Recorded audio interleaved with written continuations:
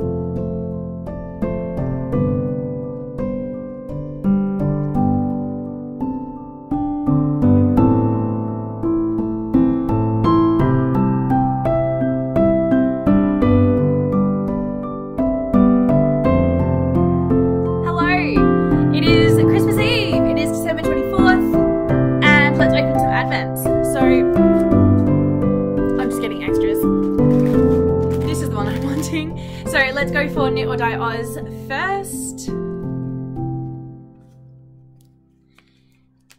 All right, I like the fact that she's got a day 25 as well. Like she carries it up the whole way. Okay, I did say it was gonna go pink. I like it. That's beautiful. So, Centralian burrowing frog. The Centralian burrowing frog is one of many frogs that are adapted to living in Australia's dry internal deserts. While most frogs rely on stable water bodies, the desert frogs can survive by hiding during dry periods and making the most of short wet periods. The Centralian burrowing frog finds moist areas of dirt by using specialised digging implements on their back feet to burrow backwards underground. They remain underground until heavy rain, when they return to the surface to feed and reproduce. Desert frogs are also able to store water between their muscles and skin, which allows them to survive the long periods underground. That's cool. All right, so that is Knit or Die Oz and Olivia and Oliver. All I'm doing is rustling. I'm not actually effectively opening anything. Go. Put it down. Okay, so we're going back towards that neutral grey, brown side. Interesting. Kilimanjaro! I know how to pronounce this one. This will be the first time in a long time. So Mount Kilimanjaro is the tallest mountain in Africa, making it one of 7 summits, the tallest mountains of each continent. Scaling the mountain requires no technical skills or equipment, and it can be walked. Approximately 30,000 people climb Kilimanjaro every year. Sounds like fun. Okay, I have a surprise. It's not really a surprise, but I'm almost up to date. So I forgot to say what the colorway is, by the way. This beautiful purple is ultraviolet. So it's absolutely gorgeous. So I finished off the birch lace, and then I was starting the chevrons, but the chevrons weren't really standing out enough that you could see them. So now you can see how absolutely gorgeous that is. And then it's meant to be heart lace, but it kind of just didn't make hearts. It just kind of made the window from Play School. If anyone's a 90s child like me, that is the arch window from Play School, just upside down. And then now I was going to do the other one. The other one was ribbed diamonds, but I was thinking about how the chevrons in the pink, like again, I'm really going to block this because I think it needs to be stretched out. But I think the chevrons in the pink, because it's that slightly tonal, it doesn't look like, you can't tell exactly what it is until you're up close. And I was worried that the ribbed diamonds would be exactly the same in the purple, because again, the purple is, you've kind of got those different shades in it. It's not just like a one flat purple, which I love, but I wanted to make sure that I was doing something that would like really bring it to life. So I've decided to put it in, do the last section as basket weave. So it's a combination of knits and pearls, and it's really effective. And yeah, so I am rewriting the last section of my pattern. There's been a few other hiccups that I've had to edit over, but this is the only main like work of actually this pattern, and then it'll be ready for tech editing and going out, which I'm super excited by. I'm also going to do, because I've got so much of this left. I should have measured it. I should have actually weighed it, but I've got quite a bit left.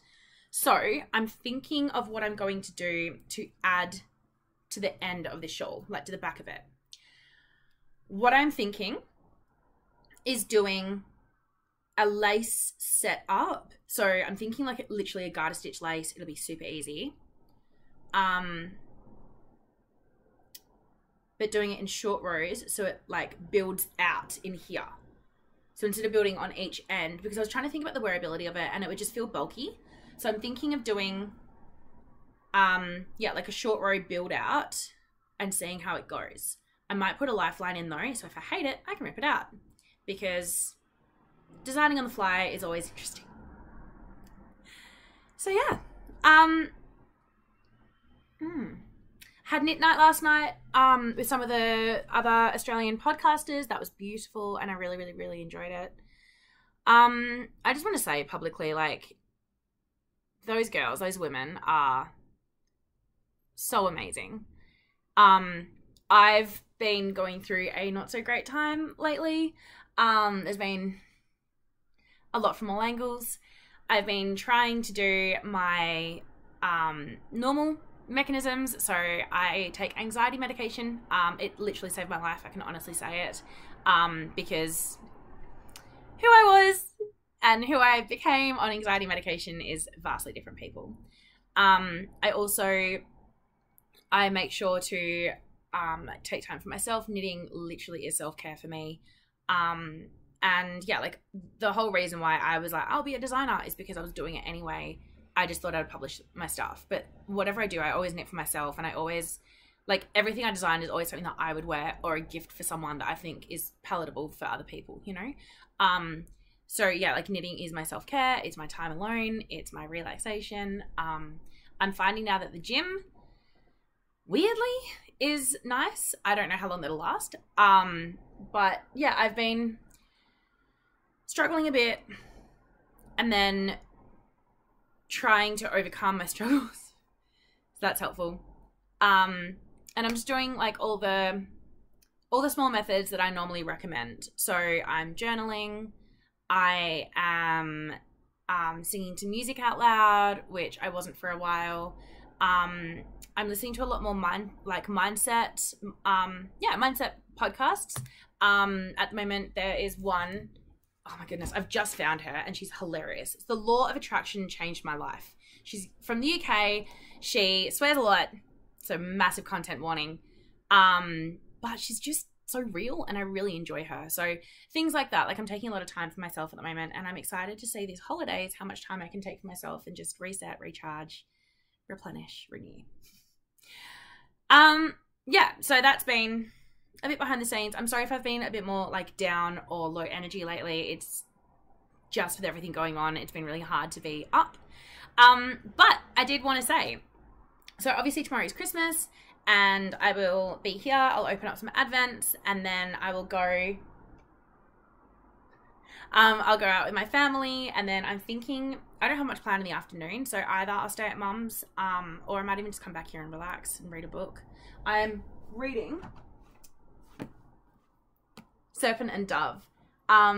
This is one of my to-be read books that's been on my wall for ages.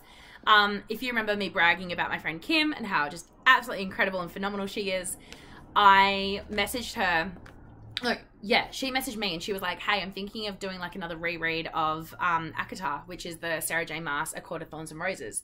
And I was like, yes, I'll do it with you. Like, I will join in. And she goes, I can't though. I'm still finishing off this other book, which I hated. And I was like, throw it in the bin. Like, let's just clear our decks and start reading this book. And she was like, well, have you read Serpent and Dove yet? And I was like, no. She's like, okay, you need to read it now. And she actually recommended The Six of Crows, Leigh Bardugo one to me, which I didn't like. And she was like, you have to read it, you have to read it, you have to read it. And so I bought it and I've read it. But I can really see why she likes this one. So far, I am at page 44. So page 44, and I can already tell why she likes it. It's very interesting so far. I like the split perspectives. I like the world building. It doesn't feel like I'm lost. It feels like I'm thrust into a brand new world, but that is being explained to me as I go, which is always really important. So yeah, so I might take this to my mum's with me for a little bit. I don't know when we're going out for dinner. I will try and show you a little bit of dinner and show you what's going on. And then, yeah, I'll get this ready to post up sometime. So if I haven't said it already, or if I won't say it again, have a wonderful Christmas Eve. And for those people, I just wanted to share as well, like, for those people whose Christmas sucks, for whatever reason, there are so many reasons, I'm really sorry to hear. And I can't say it'll be okay. I can't say it'll get better. I really can't, because I don't know. And at the moment, it doesn't feel like it will for me. But I can say that I can speak of my own personal experience. I think that's going to be the most easiest way to say it. So when I was little, my parents were divorced and they had split custody, and I would spend Christmas Day with my dad. And it was really hard on my mum. And my mum, like, she would do Christmas morning with us, and then the rest of Christmas Day, she would just be alone. And I remember as a little kid crying, thinking, but mum's going to be alone. Like, I don't want to not be with mum. And don't get me wrong, love my dad, love seeing my family and stuff. But it was like, I just didn't get that separation. And now, for a couple of years now, it's been, we go to mum's for breakfast, we go to dad's for lunch, and then we all manage to congregate back at mum's, and we all just go there and finish off Christmas there. So, I think what I'm trying to say, I don't even know if this is coming out right. What I'm trying to say is, like, my mum felt left out and like she couldn't really spend time with us, and for lots of reasons. But now we are consciously able to choose to be back with her. So I think for any, for any kids who are struggling, and obviously, please understand that I know that this is a very limited circumstance that I can speak on. For any kids who are struggling, reach out to your parents. For any parents who are struggling, reach out to your kids. For people who are struggling, reach out. Yeah, I love you guys, and be kind to yourself as well. Okay. Okay, my cake is done. Now, I did something. So the recipe said to use 2/3 of a cup of rum, and then to place the pineapples in the hot rum mixture, because it's like a mixture, and then lay them on the baking sheet. But I just kind of left them in there to marinate. So they are strong. Then with the leftover, I was like, what am I gonna do? Why don't I get the mixture and pour it into the rum bottle that I finished off. But then I was thinking, I don't have a funnel, but I do have a teapot.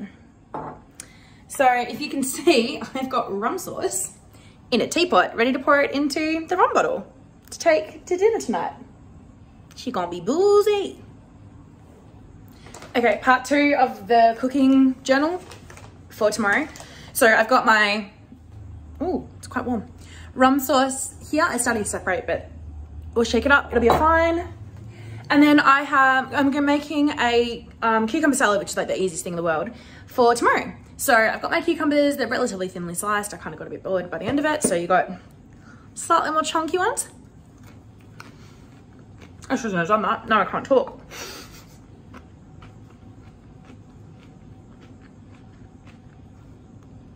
There we go.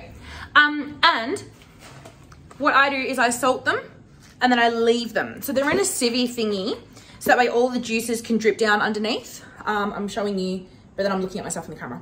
So that way I can squash them, push out all the juice in the morning, and then use the main dish as my salad dish. So it kind of works.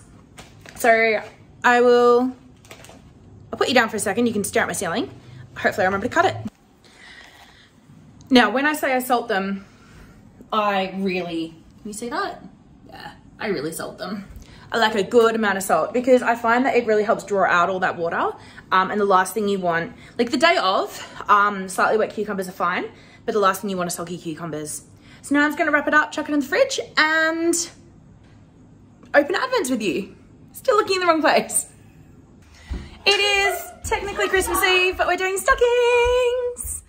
So this is Mum's beautiful room, and we always do stockings. Did you make these, Mum? Yeah, Mum made these for us, and they have our names on them. So there's Natasha. Oh, where am I showing you? There's Natasha's. There's Mummy. I should really put this in the other camera, shouldn't I? Turn it around. And then there's my Mummy. Is that showing you? Yes, it is. Can you tell we look the same? Merry Christmas, Mum. Merry Christmas. Merry Christmas! It is the 25th. It is Christmas Day, and I hope Santa came early for you guys. We normally do stockings, which I think I showed you a little bit yesterday, and I got sunscreen, which is always so important, and as I talk about and then forget to do, oh, I should pack more sunscreen. That's a good idea. And I got a face mask because COVID is back in Perth, which it hasn't been in a long time. So I can kind of deal with it, but at the same time, it's like, it's really annoying. So last day, I've got day 25 from Knit or Die Oz.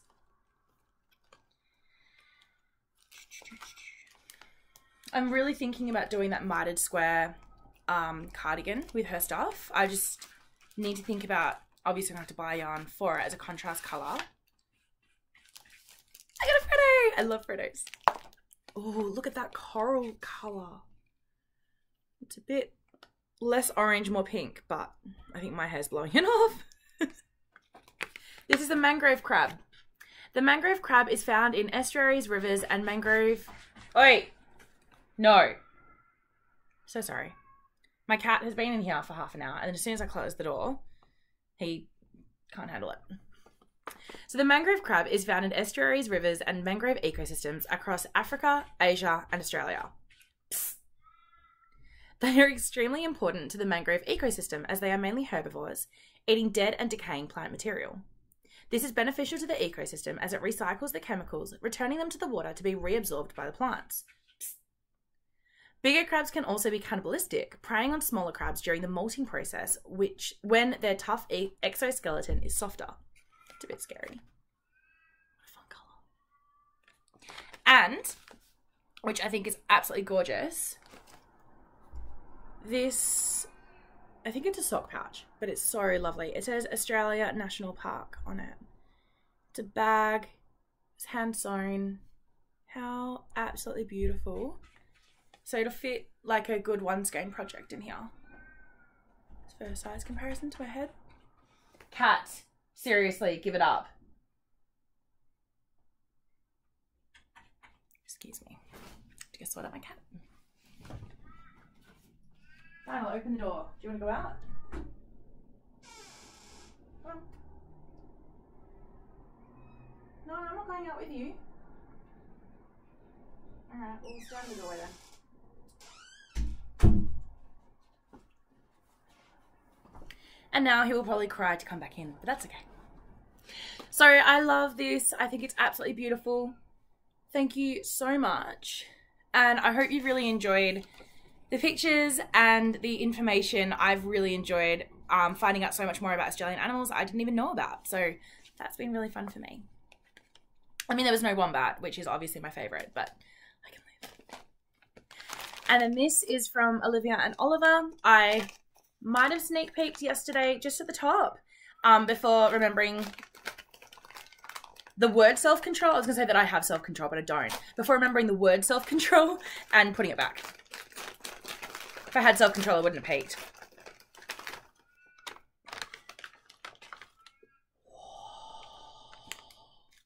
Okay, you're going to like this. So, this is the full skein. And this is the inspiration. It is French Riviera.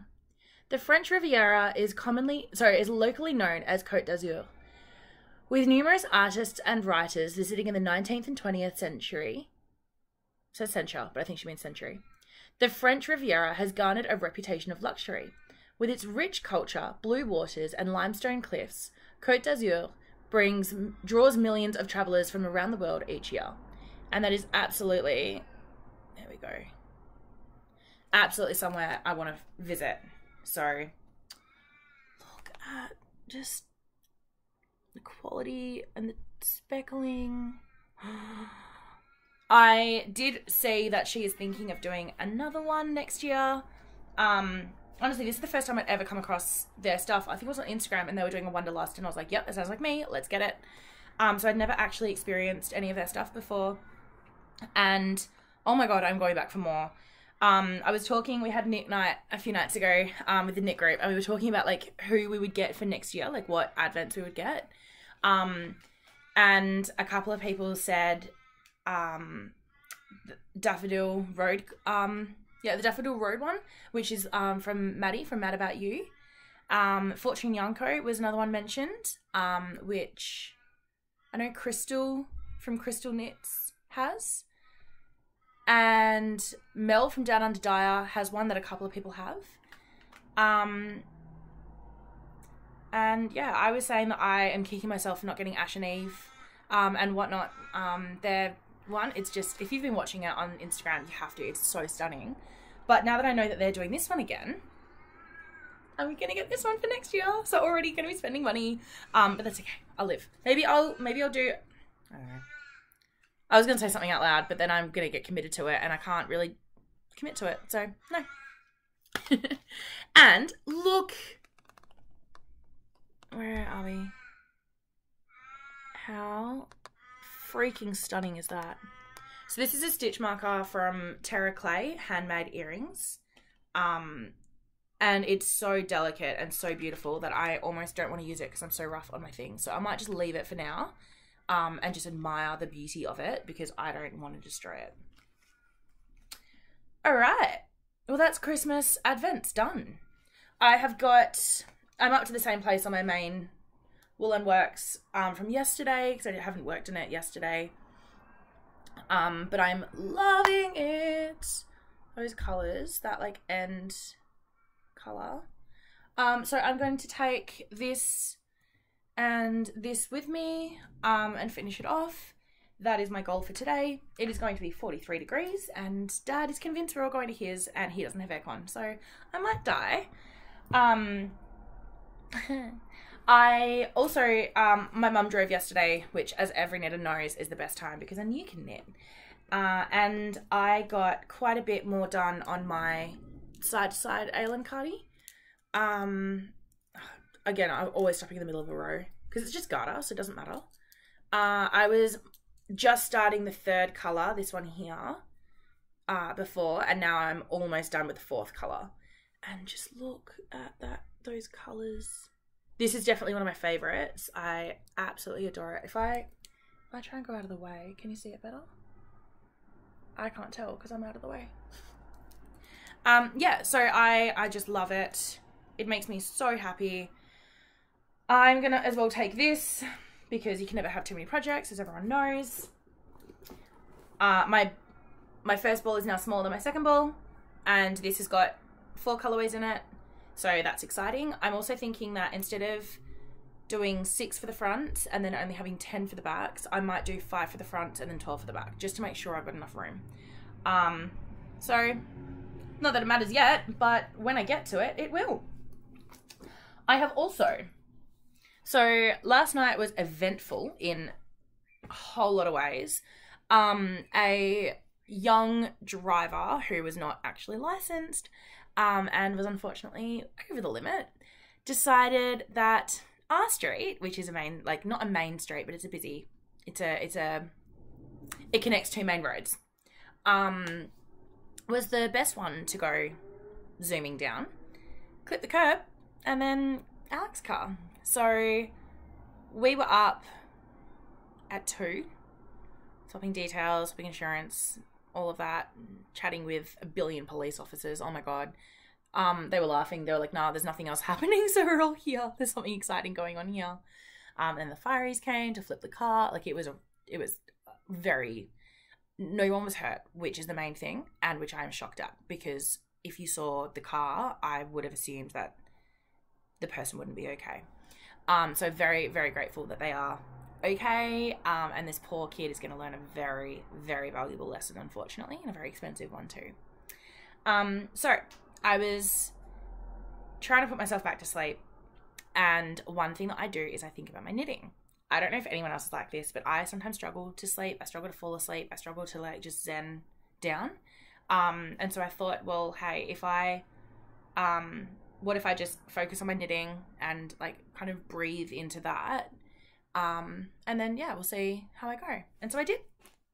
So I have, of course, packed my Christmas cast on, which is my Ash and Eve Bluebell Dell and her 5-pack of minis.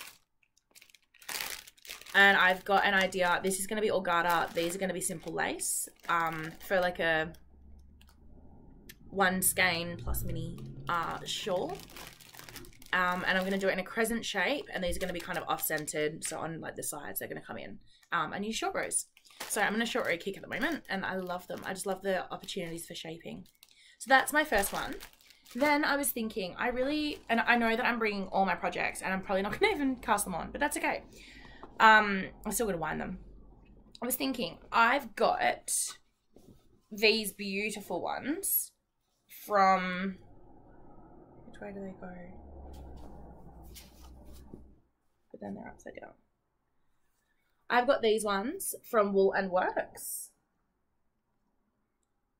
of which I am fairly obsessed with. And then I was thinking to myself, well, I absolutely love them, but I really love that mohair skein as well. What if I did that in random pops every now and again?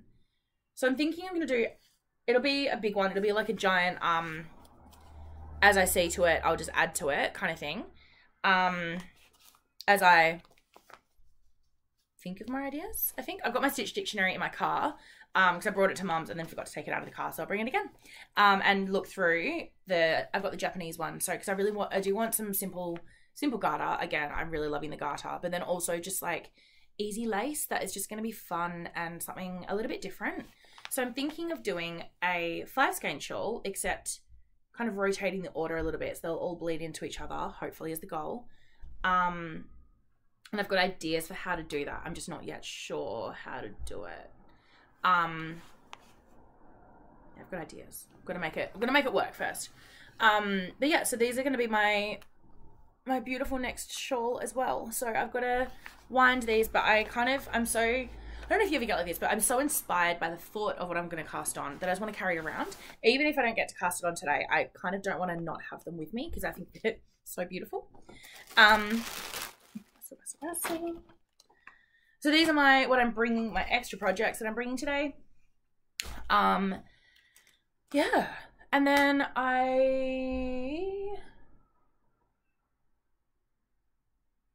don't know. I might even bring my computer, because that's what I'm recording on, to my mum's, and that way we can do like a show and tell of presents. Maybe. We'll see. Okay. Have a wonderful Christmas, and I will speak to you very shortly. It's amazing. Have you guys ready? So, I've got my little spoon here. Oh, okay. The labelled one? No, okay. I don't know where my labelled one is. So this is trifle made by my incredible Batsa Mama. This is traditionally quite alcoholic, but it tastes so damn good. Trying to get a good view so you can see and appreciate. Who's that for? Vlogmas. Oh. Hi Vlogmas. Who? It's a trifle.